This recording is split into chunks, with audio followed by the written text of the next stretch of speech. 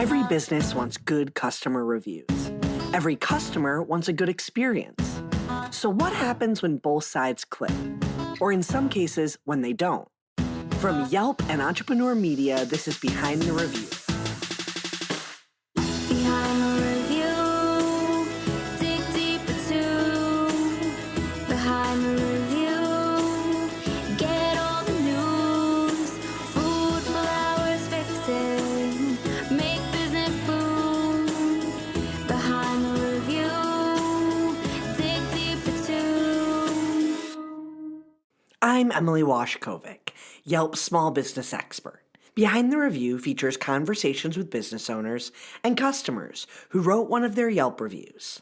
In our discussions, we talk about lessons they've learned that can be used by other businesses to improve their own reviews and their bottom line. Occasionally, I also talk to industry experts who have additional insights into things like customer experience, small business technology, or just general advice for running a successful business. Today, we're featuring a conversation I had in person back in April of 2023 with both a business owner and the consumer together in the recording studio.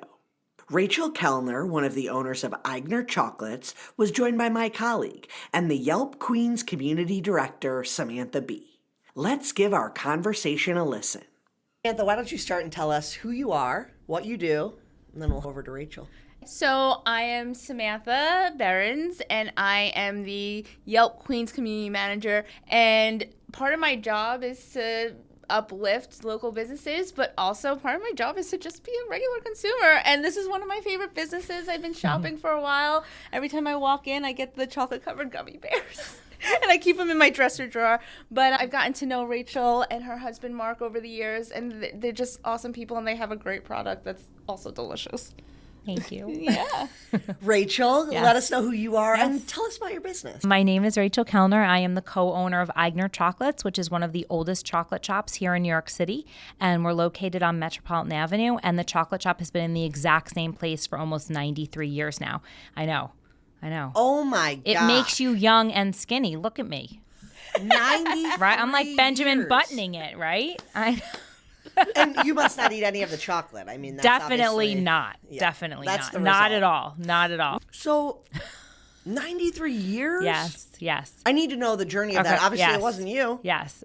What? Oh, it was you. 93. I should have known. Vampire. Okay, so this is the way the story goes. My boyfriend at the time was driving down Metropolitan Avenue. He went in to buy chocolate for me. There was a for sale sign on the window. He met with the owners that day, brought home the financials that night. We had a very colorful conversation that wasn't very nice. And then 4 weeks later, we bought the business. And then 4 weeks after that, we opened 10 days before Halloween of 2015. This is why I don't find this stuff out in advance, because I Yeah. can have a genuine Yeah, reaction to yeah. how crazy Isn't that it? story is. Yeah.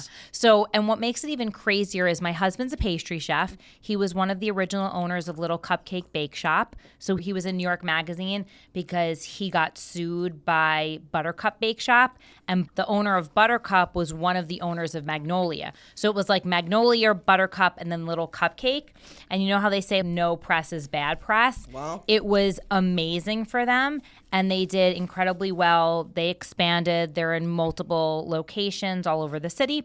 My husband sold to his partners, and he opened a Spanish tapas restaurant, which is how he and I met when I was a social worker. And I had this idea that food was therapy, that there was something really healing about food and therapeutic about it. And of course, because he liked me, he's like, oh, that is such a great idea. We should go on a date and talk about this. And fast forward 6.5 years later, Aigner Chocolates has really been the manifestation of food as therapy. And it became really clear during the pandemic because we ended up donating over $30,000 worth of chocolate during the pandemic to the community. And so I have found a way to integrate my background of therapy with my husband's pastry background. And, Wow. and here we are. That's incredible. Right? And it's a wild story to how you meshed your backgrounds into something completely different. That's scary, though. You know, it's interesting. I joke that I used to help people abstain from addiction and now I help enable addiction. And my clients would be so proud of me now because they taught me all you have to do is give them just one for free and you get them hooked for life. But what I didn't realize then that I now realize is that, you know, business is really all about networking and it's all about building relationships. And I love doing that as a therapist. That's your role. It's not even about like the work that you're able to do in a therapist-client relationship is based on the trust and safety that you build with your client. And so that's what I do out in the world. And I think I'm received differently because I'm not a typical business owner. And everybody knows Rachel. Like everybody. Other business owners, customer, everybody knows you. Like I don't even have to say, I'll say the shop name and they'll be like, oh, Rachel. I've also given away way more of our profits than I should because I'm overly generous when it comes to chocolate. And I literally bring it everywhere. Yeah. Because if you go anywhere without chocolate and you tell people you own a chocolate shop, they start looking like, where is it? Yeah. Oh my gosh. There are so many directions I could go. I know. Where are you going? I'm going to have Samantha describe the business for us. Okay. From the outside, when you walk in, give me all the visuals. Okay. It's right in the corner. Okay. You have a beautiful storefront. Thank you. And it has the signage, but around it is like foliage and vines, and it is magical. Then you walk in, it's even more magical because you're surrounded in chocolate.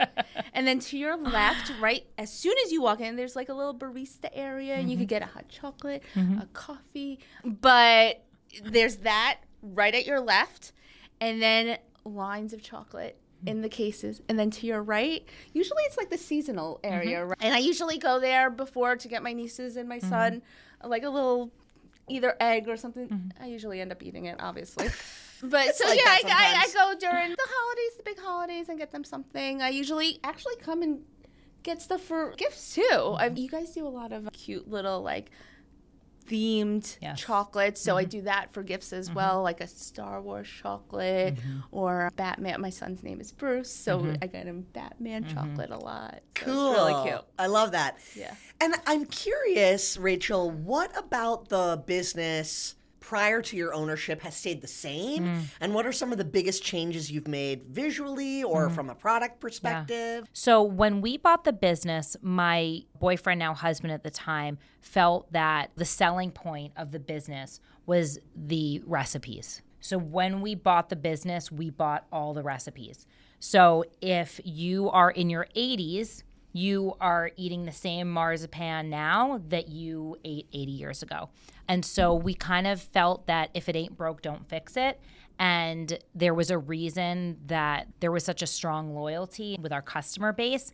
And so we wanted to keep that. So that to me was the most important thing that we kept was the recipes. We made changes. We rebranded the logo. We changed the colors in the shop. And then the other thing that we really focused on was diversifying our revenue streams, improving our e-commerce, and doing more networking and working with corporate clients, not just walk-in clients. We started working a lot more with the community and have developed really strong ties in the community. So I run a business alliance. And then also I've done a ton of PR.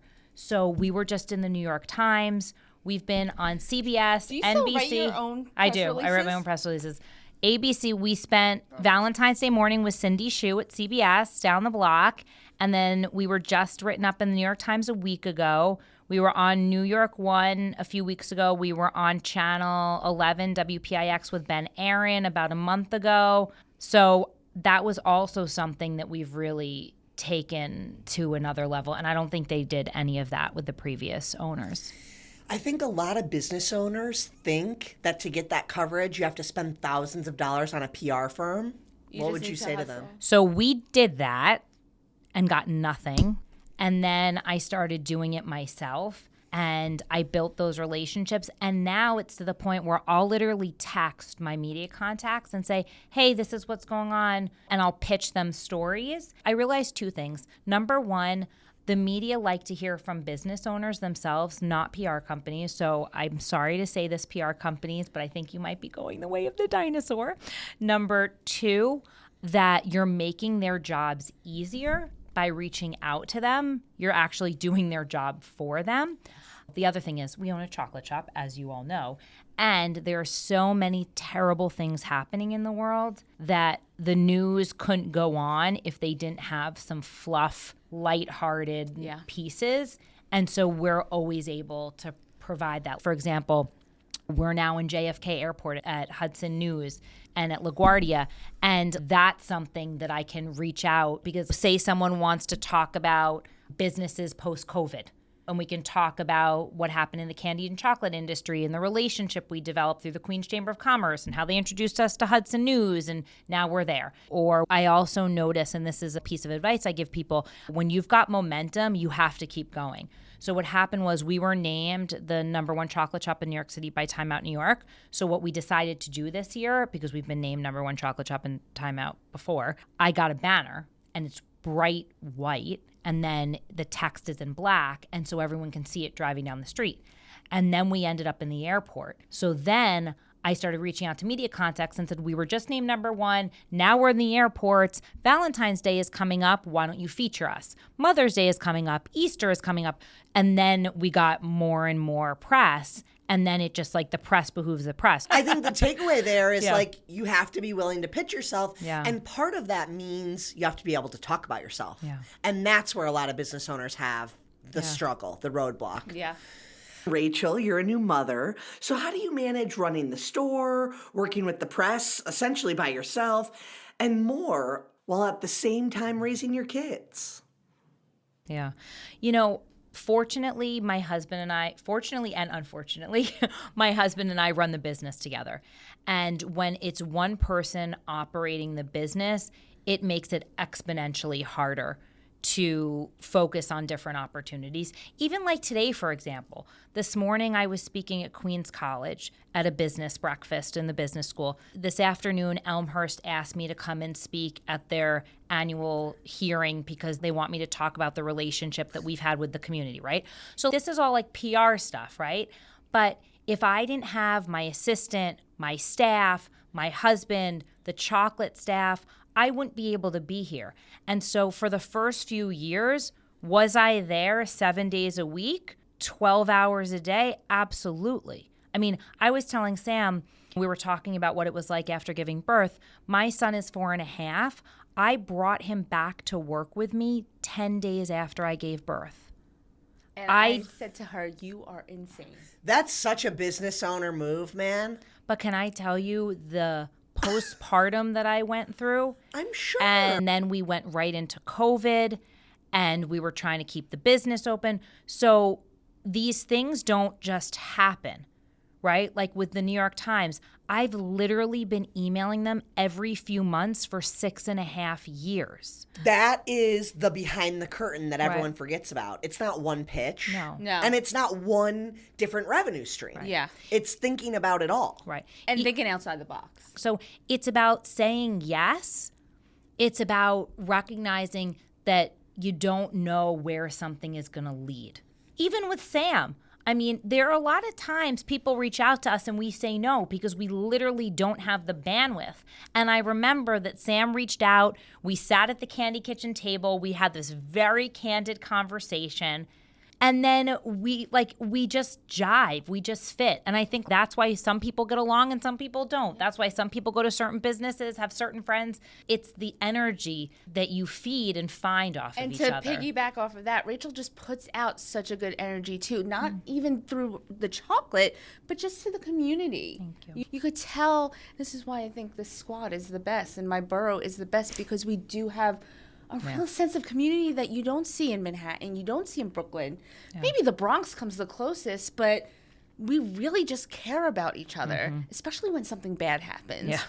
Especially during a pandemic. It's a lot, but we come together and you could see it through chocolate donations or even just art classes or classes in the park. Queens is really special, really special. And we have special places such as the chocolate shop here. So that brings me to my next question. You both have spoken a lot about community service. Tell me about some of the efforts Aigner has made to contribute to the community. Which one's been your favorite? During the pandemic, kids were going on rainbow hunts. They were drawing pictures of rainbows. This was all over like the Facebook parents pages. What they would do is kids would draw pictures of rainbows and they'd put it in their window. And it was really the only activity that was safe to do, which was to go out on walks. And so we were open 2 hours a day, every day during the height of the pandemic. So my husband would stay home with Jake in the morning. I'd go to work. It was the quietest drive to work, minus the ambulances. It was so insane. And then I'd work for a few hours. I'd had all my calls forwarded, and then I would come home and Mark would go to work. And the city shut down in the middle of March, and all of our Easter production was done at that point. And we were looking at everything in the showroom, and it was sad. We weren't letting customers in the showroom. I was literally unlocking the door, helping the customer from the front door, wearing gloves, wearing masks. The moment they'd give me their order, I'd lock the door. The key is still bent from all the times I was unlocking and opening that door. And I was driving home, and I was looking at the rainbows, and my husband and I were saying, what are we going to do with all this chocolate? The great thing about chocolate is you can melt it down, so there's not waste, really. But we had already spent the money producing the chocolate, packaging the chocolate. And so we obviously knew Elmhurst Hospital was the epicenter of the epicenter. They're only a few miles away. And so we had this idea, and this is just how my husband and I are. We kind of just bounce ideas off of each other. And so we said, what if we do a rainbow bunny exchange? What if we ask the kids in the community to draw pictures of rainbows with messages of hope to frontline workers, and in exchange, we'll give them a bunny pop because we had so many. And so the goal was to collect 100. We collected 315. And if you go to Elmhurst Hospital right now, on permanent display, they made a Rainbow of Rainbows mural. Oh. And then we donated Harvey, our 3-foot bunny, and he has now become a Easter tradition. So every year, so this is the 3rd year we donated Harvey. And then during Omicron, which was just December of last year, we did Flower Power. And the goal was to collect pictures for the pediatric units. And we said our goal was to exceed our Rainbow Bunny numbers. Yeah. So our goal was 316. We collected 1,503 pictures of flowers, and we donated 1,503 flower pops. Yeah. I think that's the kind of stuff that probably keeps you all going, but it's the step to do that that other business owners just need to kind of take that leap, you know, and you see the love back. Right. Sometimes I think if we can't figure it out, who can? Like, we're a chocolate shop, right? There are a lot of businesses that aren't so fortunate to have such a fun, joyous, magical business. And so it gives my husband and I an opportunity to be really creative in ways that some business owners can't. And I think that because my background is as a therapist, and I've always wanted to give back, and I've always been taught you do for those less fortunate. It's part of my background being Jewish. It's part of how I was raised. And so for me, we've been so fortunate. We've been gifted this incredible opportunity to run this business, to carry on a tradition. And it's my husband and my social responsibility to spread joy. And so we've really taken that on in every way that we can. And we just try and find ways to do that. We partner with the local schools, and we hire seniors, and we try and mentor them, and we work with the local colleges to give them internship opportunities that eventually turn into jobs. What it makes me think of is all the groundwork that building community requires before there's payoff, or before you can measure the impact of what you're getting back. How do you and your husband navigate that? How do you decide when to give away chocolate and when to really say, are we cutting into our margins? Right. I mean, you got to pay attention to the dollars and cents at some point, right? Right. So that's a really, really good question. And we're working on spreadsheets around that because I think that we haven't been paying attention to how much we've been donating. Right now, we're focusing on hyper-local. That's really where we're focusing. So, for example, we sponsor the Forest Hills Youth Athletic Association. So we sponsor the soccer team, we sponsor the basketball team, and we sponsor the softball team. And they're all literally in our backyard.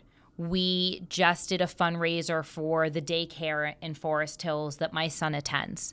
Queens Center for Progress, it's an organization in Queens. Someone reached out to us. We get a lot of requests for donations, and unless I know them specifically or I know their organization or they're close by, we just can't do it because we can't say yes to everyone. It's impossible because then we will go out of business. The other thing is, too, we're very fortunate. Forest Hills is a fairly affluent neighborhood. And the reality is in business, you need to make money. You need to make money, otherwise you're going to be out of business, right? And so the more that we're able to grow our revenue streams, the more it gives us the ability to give back. And that's really what it's about. Right? So, for example, there's a Children's Day in the Forest Hills Gardens.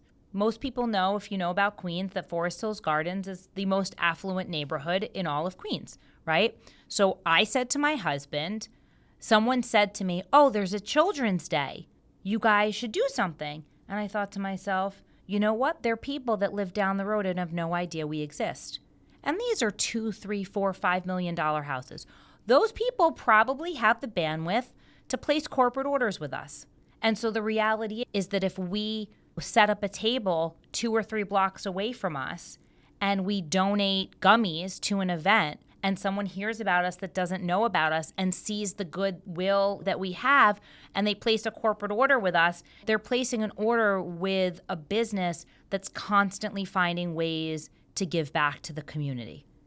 And that's really the name of the game. That's the way that you can balance like running a business and understanding that your revenue needs to exceed your expenses, but also recognizing that there are some people say, oh, I want to do this and I want you to give me a really deep discount.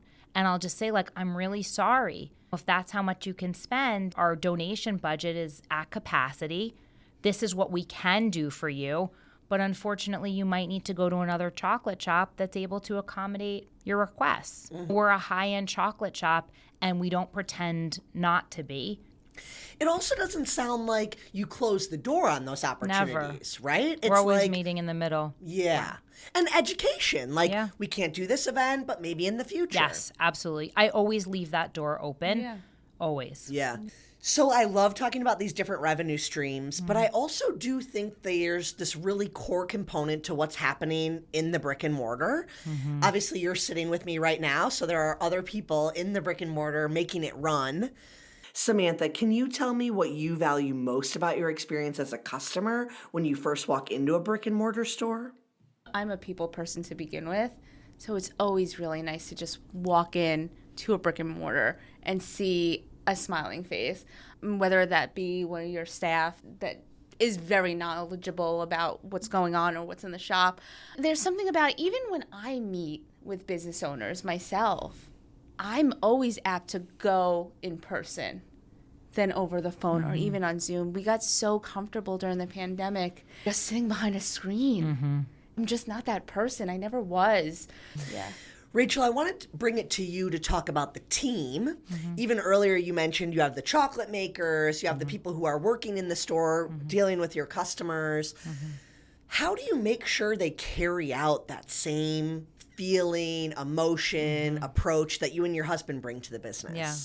So that is a constant, I don't want to say challenge, but it's always something that we're talking about.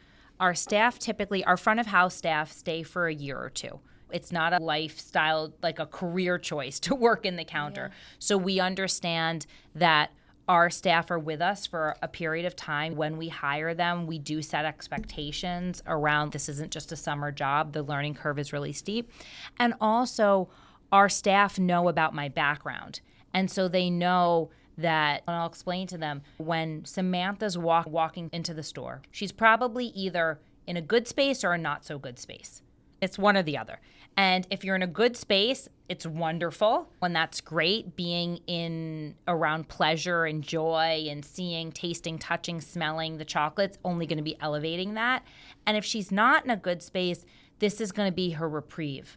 This is going to be the thing that gives her a little boost, that's giving her some hope, that's giving her some joy. And so I want all of our customers to feel cared for, to have their needs met in the same way that a therapist is there to meet a client's needs. And I know that might sound crazy, but to me, it's like when you're sitting in session, is your back supported? Is there something soft that you can touch? Like having all of your senses being triggered in really positive ways. And I don't spend as much time out in the showroom as I used to, but I do make an effort to go out there to subtly observe my staff, to engage with the customers. And I think the same thing about parenting as I do managing staff. The best way to teach is through modeling. I can say whatever I want, 100%. But as soon as someone comes in that I know, even if someone I don't know, hi, how are you? Can I help you? Would you like a sample of chocolate? Is there anything that you're looking for? And that radiates too to the customer. A lot of the businesses that I do work with have been around for years. And it's because you care about the customer. And that shows. That really does show. And it shows through the product. It shows through the service. It just shows. And who wouldn't want to go back to that business? How do you translate that online? How do you share that enthusiasm digitally? Yeah, that's another good question. We have transformed our website multiple times, and each iteration feels more like what it is we're trying to convey. I think the thing about chocolate is people rather see, taste, touch, and smell it.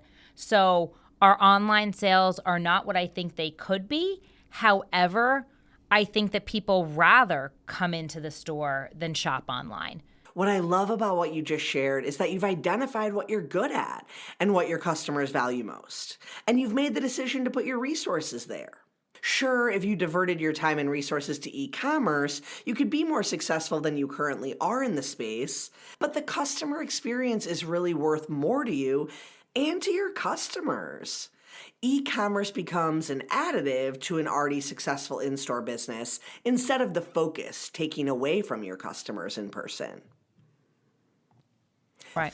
I'm 38. My husband is 50. He might kill me for sharing this, but I'm not technologically savvy with Instagram and Facebook and TikTok and Twitter and all those things. However, that's not our target demographic, that younger generation. Our target demographic is a woman age 30 to 75. But we needed to hire a marketing manager, and we needed to go live on Instagram and constantly be taking content. So finding different ways to interact with every demographic. And then you've got like the newspapers, right? Where I might have a consumer who doesn't go into the store, doesn't want to shop online, doesn't know about Instagram and Facebook, but reads the New York Times. And so I was just able to reach that person. So it really is, it goes back to diversifying. And also, you don't know if something is going to work. And I think that we live not in a society, in New York City, in a place where everything is so instantaneous. And it takes time to figure out, and it takes mistakes, and it takes a lot of money sometimes. And patience. Yeah, and patience to be able to figure out, where am I going? Where do I want to be? How do I see us? What's working? What's not working? And continuing to reinvest in the business constantly. And evolve. Yeah. I was going to say, and be okay with evolving, and not that every decision is set in stone. It's like even you said about the website. I think sometimes people hold themselves back and they don't put the website up until it's perfect. And it's like, well, what the heck? Right. It'll never happen. Right. So you have to be okay with choosing something, moving that direction, and switching it up if it's not working. We're going to be right back after a quick break. I know that running a business means unexpected costs pop up at any moment. Equipment breakdowns, license and permit fees, payment delays. If you don't address them quickly, they could make or break your business. But the traditional loan process is so slow. Here's the solution you need. Zinch, a direct lender that makes financing fast, simple, and built around your needs. If you're generating over $10,000 in monthly revenue and have been in business for over 6 months, Zinch can fund up to $250,000 in less than 2 days. The process is simple and quick. Answer some basic questions about your business and receive a pre-qualified offer in less than 5 minutes. And it doesn't affect your credit. Complete a simple application, and once you're approved, one of Zinch's loan advisors will review the options with you and help you choose the best one for your business. Sign your loan documents securely online and receive funds into your bank account within 24 hours. Zinch really makes it that easy because they're designed specifically for small businesses like yours. See how much financing you can get with Zinch. Right now, Zinch is waiving the application fee for Behind the Review listeners, a $250 value that you don't want to miss. Go straight to this special URL, financingthatworks.com. That's financingthatworks.com. Loans made or arranged pursuant to a California finance lender's law license. Samantha, since you didn't write a review, I'll let you give advice on how you should be reminding yourself to write reviews. Like, what should my consumers who maybe aren't active on Yelp be doing when they're out in the world to become better reviewers and support the businesses in their community? Pictures.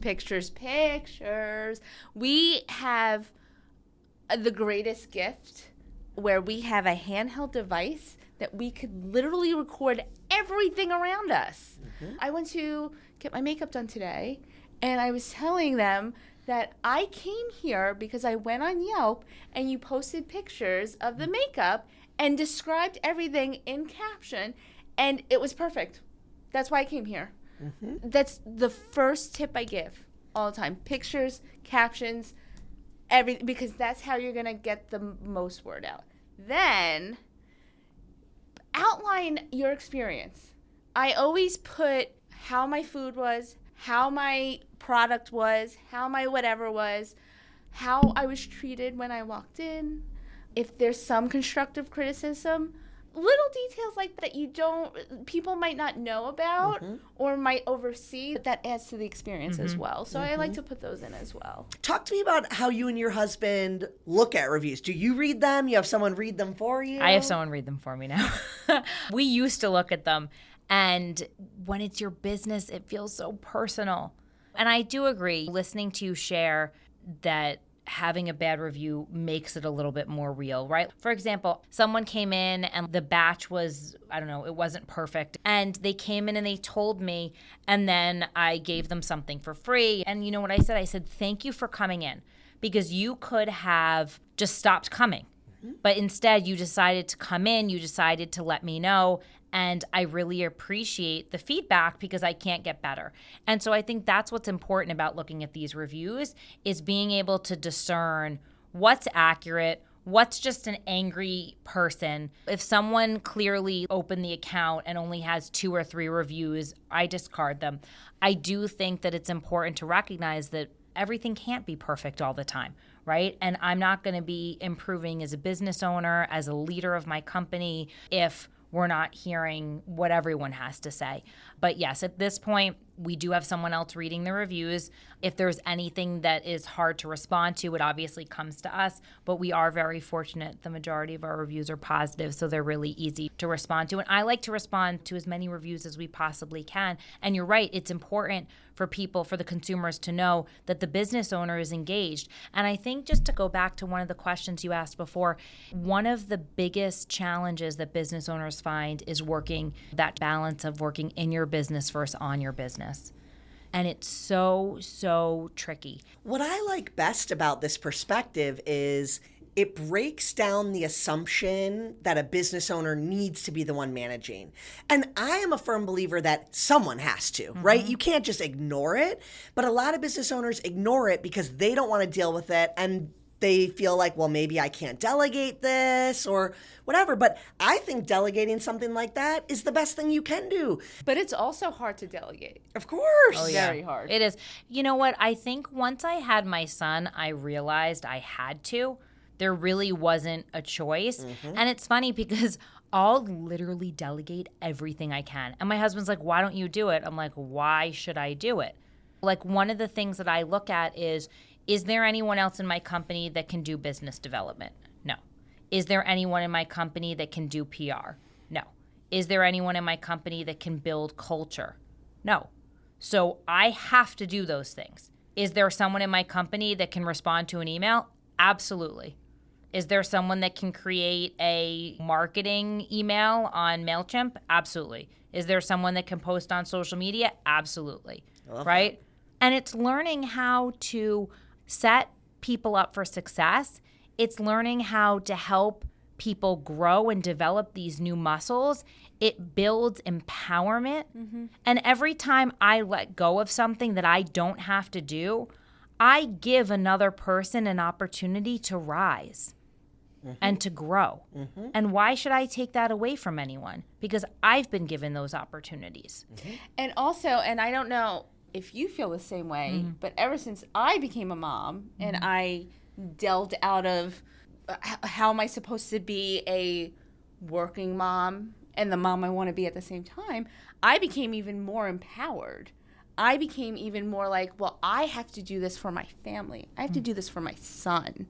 So this business has to succeed. So I'm going to do everything possible to make that happen. Mm-hmm. And I'm going to teach my son how to do that so he's successful mm-hmm. and is nice to people and puts good out. I look at him all the time and I say, just do good. Mm-hmm. Yep. Just do good. Yep. Mm-hmm. And I think breaking that cycle with men in the world, right? Like you and I have a huge responsibility in that we're raising men. And yes. What kind of men do we want to raise? My husband cooks and cleans. I do not. And yes, I just had the opportunity to spend 10 days with my son, and I'm thrilled that I got to do that.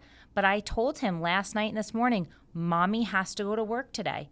And I brought him breakfast home from my breakfast, and I'm going to show him pictures of being here. And I want him to know how powerful and awesome and superwoman-like his mother is, and so many women are. Yeah. Mm-hmm.